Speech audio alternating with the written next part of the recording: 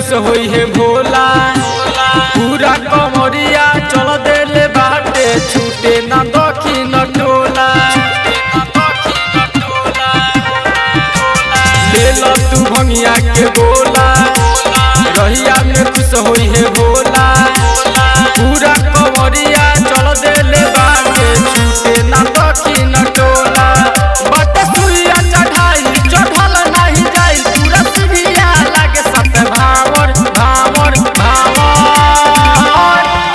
हई कान्हे पले के कांवर गजती के बढ़ल बाटे पावर।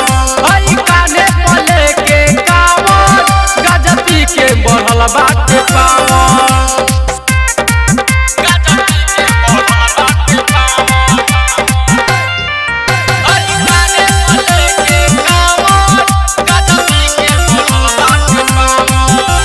ले लो तू झोला में भंगिया बरसेला सावन के पनिया।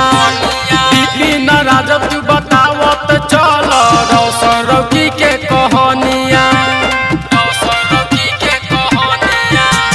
ले लो तू झोला में भंगिया बरसेला सावन के पनिया। बिपिन राजा तू बतावत चल रौशन रौकी के कहानिया।